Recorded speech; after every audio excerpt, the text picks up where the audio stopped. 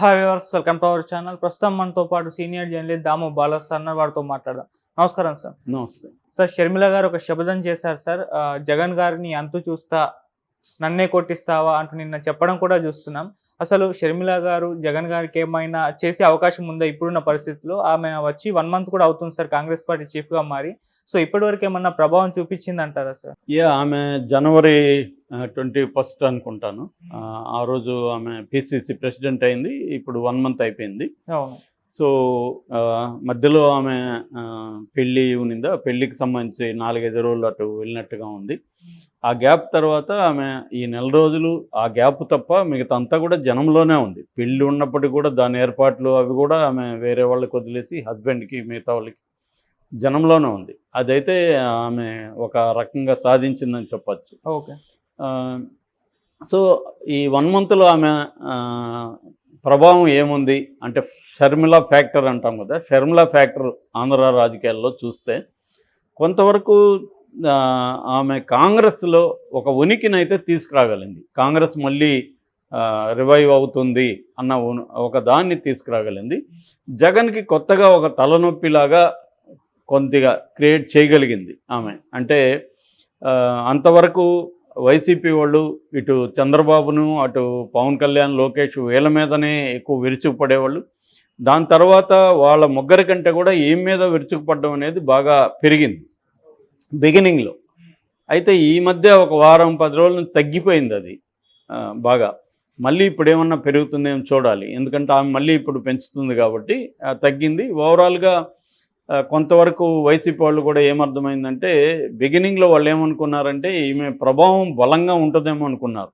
ఎందుకంటే వైసీపీలో రెబల్స్, కొంతమంది వైఎస్ఆర్ అభిమానులు వీళ్ళందరూ కూడా పొలోముని పోయి షర్మిలతో చేరతారని, 20 మంది ఎమ్మెల్యేలని, 30 మంది ఎమ్మెల్యేలని ఆర్కే తీసుకెళ్ళబోతున్నాడని, ఆర్కే వెళ్ళడం వల్ల ఒక రకమైన ఊహాగానాలు బయలుదేరినాయి.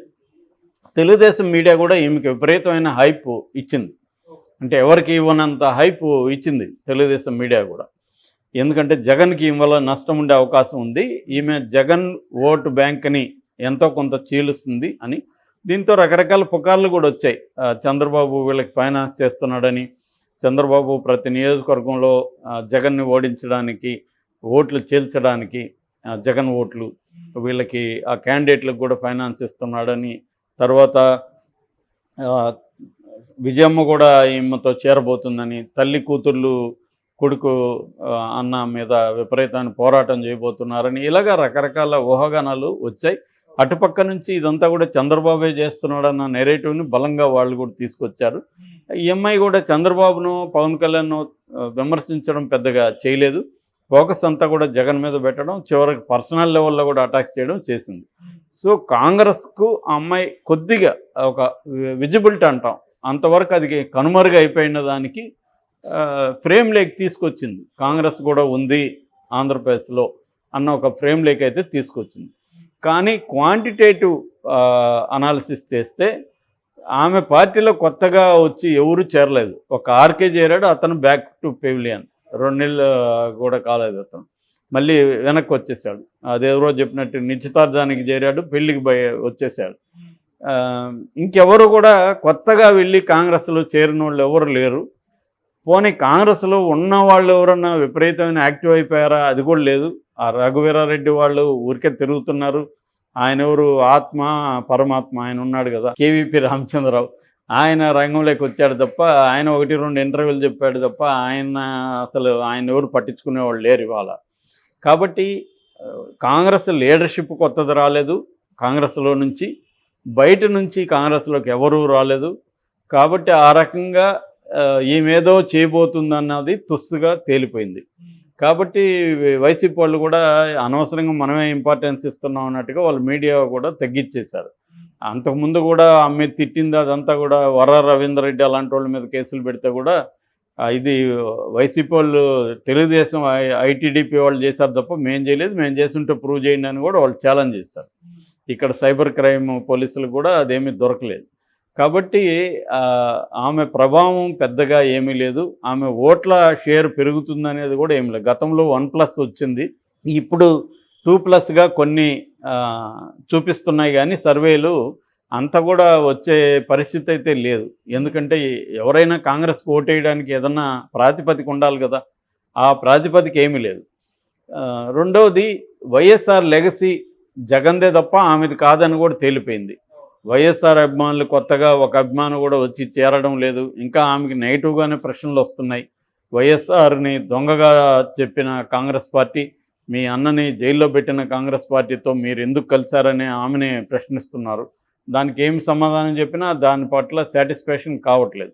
ఆ రకంగా షర్మిల ఫ్యాక్టర్ అనేది పెద్దగా ఏమీ పనిచేయలేదు. ఇప్పటికీ పనిచేస్తుందనే హోప్ కూడా ఏమీ కలగలేదు. ఎందుకంటే ఎన్నికలు ఇంకా 50 డేస్లో ఉన్నాయి. ఈ లోపల ఆమె సాధించేది ఏమీ కనిపించట్లేదు.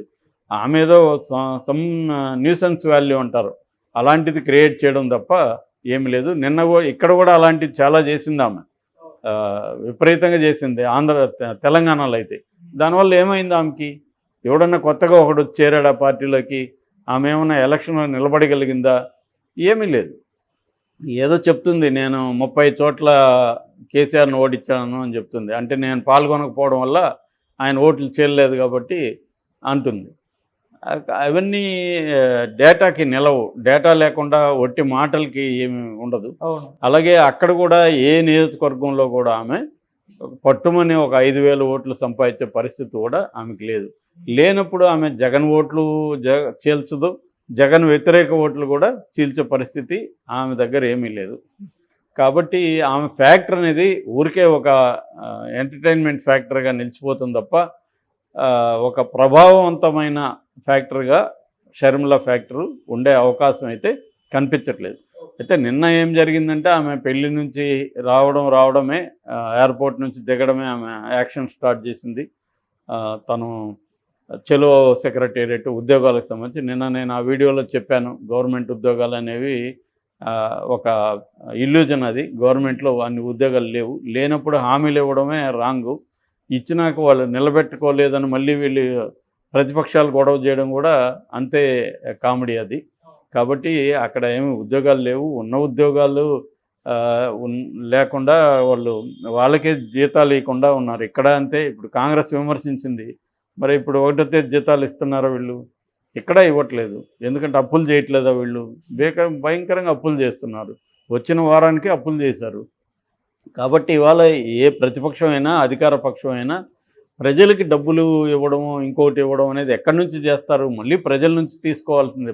ప్రత్యక్ష పన్నులు, పరోక్ష పన్నులు, రకరకాల లిక్కరు, ఇలాగంతా మళ్ళీ మన దగ్గర నుంచి ఇలాగే మనకి ఇవ్వాల్సిందే. వేరే మార్గం ఏం లేదు.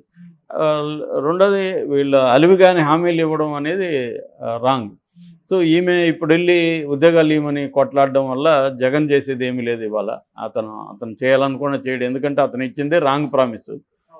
జాబ్ క్యాలెండర్ లక్షల్లో ఉద్యోగాలు అనేది ఏం చేయలేరు. మొన్ననే అమిత్ షాని ఇదే ప్రశ్న అడిగారు, మీరు సంవత్సరానికి 2 కోట్ల ఉద్యోగాలు ఇస్తారు అన్నారు కదా అంటే, ఎవడయ్యా చెప్పింది మీకు? మేము సంవత్సరానికి 2 కోట్ల ఉద్యోగాలు ఇస్తామన్నాము, ఇచ్చాము. ఎక్కడ? గవర్నమెంట్ దాంట్లో కాదు. మీరు ఈ పాత వామపక్ష మేధావులు ఇంకా గవర్నమెంట్లో జాబుల గురించి మాట్లాడుతున్నారు. మేము 10 ఏళ్లలో 10 లక్షల కోట్ల విలువైన ఇన్ఫ్రాస్ట్రక్చర్ నిర్మించాం దేశంలో. ఈ 10 లక్షల కోట్ల ఇన్ఫ్రాస్ట్రక్చర్లో ఎవరు పనిచేశారు? రోబోలో పనిచేశారు, మనుషులు పనిచేశారా? వాళ్ళకందరికీ ఉద్యోగం కల్పించినామా లేదా మేము అని ఆయన అంటున్నాడు. అది 100% కరెక్ట్ అమిత్ షా చెప్పింది. ఎందుకంటే గవర్నమెంట్లో ఉద్యోగాలు అనేది కాన్సెప్ట్ అయిపోయింది. అది దాన్ని ఇప్పుడు ప్రెజర్ చేసి ఏం లాభం లేదు. దానికంటే కూడా నువ్వు స్కిల్స్ నేర్చుకొని ప్రైవేట్ సెక్టర్లో బోల్డ్ ఆపర్చునిటీస్ ఉన్నాయి. నువ్వు స్కిల్స్ లేవు. మనకి వరల్డ్ వైడ్గా డిమాండ్ ఉంది. ఇవాళ వరల్డ్ వైడ్గా సప్లై చేయగలిగిన యూత్ మనకు ఉన్నారు. 35 ఏజ్ గ్రూప్ లోపల ఉన్న వాళ్ళు మన దేశంలో 65% పాపులేషన్లో వాళ్ళే ఉన్నారు, యూత్ ఉన్నారు. సో ఈ యూత్ను ప్రపంచానికంతా కూడా సప్లై చేయగలిగిన వర్క్ ఫోర్స్ కానీ హ్యూమన్ రిసోర్స్ కానీ ఇండియాలో ఉంది. కానీ స్కిల్ సెట్ లేదు వాళ్ళకి. 150 ఏళ్ళకు పైన మనం వెనకబడి ఉన్నాం స్కిల్లో. ఒక ఇంటర్నేషనల్ స్టాండర్డ్స్, ఒక ఆస్ట్రేలియా, ఒక జర్మనీ, ఆ స్టాండర్డ్స్తో చూసినప్పుడు దాన్ని డెవలప్ చేయాలి. దాని మీద గతంలో కాంగ్రెస్ చేసింది. బీజేపీ ఇంకా మోర్ ఎఫెక్టివ్గా స్కిల్ డెవలప్మెంట్ మినిస్ట్రీని పెట్టింది, సెంట్రల్ లెవెల్లో చేస్తున్నారు. అది చేయాలి తప్ప గవర్నమెంట్ ఉద్యోగాలు రాలేదని ఇస్తామని యూత్ని నమ్మించి వాళ్ళని ఆత్మహత్యల వైపు ప్రేరేపించడం రాంగు. అది ఈ అమ్మాయి రాంగ్ పోరాటం. దానికేం ఆ అమ్మాయికి యూత్ నుంచి కూడా మద్దతు దొరకలేదు. ఓకే. సో ఆమె ఏదో ఛాలెంజ్ చేస్తుంది, జగన్ని ఎంత చూస్తాను నన్నే కొడతామంటే దానివల్ల ఏం ఉపయోగం ఏమి ఉండదు.